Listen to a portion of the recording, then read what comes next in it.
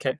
So the intention is to change the cover, the vegetation type on the worst of the eroding land in the region, and it has essentially been classified as what we call LO3B. So it is the worst of the gullies and faces and sides of catchments which are eroding.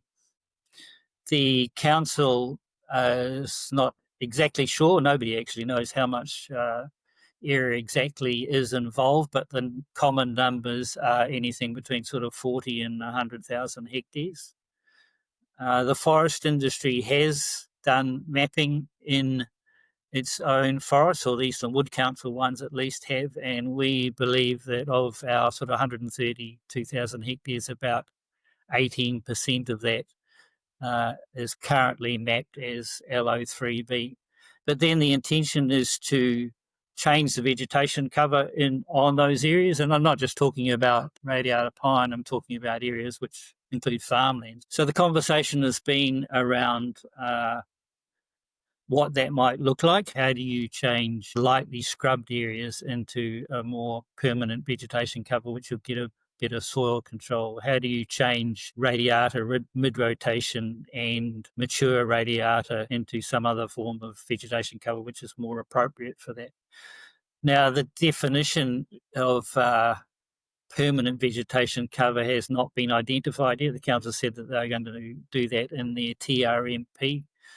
But there's a lot of conversation about should it be 100% natives? Should it be a combination of natives and exotics? All of those decisions need to be made on a very sort of a site-by-site basis. So the management of those sites needs to be very bespoke, and that's a conversation that needs to happen between the landowner and the council as to how that happens. It is something which is going to take decades and will cost an awful lot of money, and the council is currently putting a business case to the government around what that might look like and what it might cost in the first 10 years.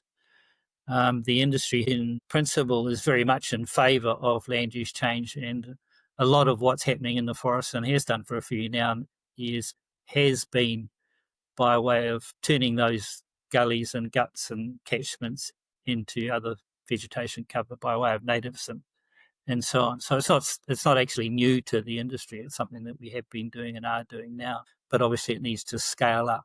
So the industry is absolutely in favour of land use change where appropriate. But of course the devil's in the detail.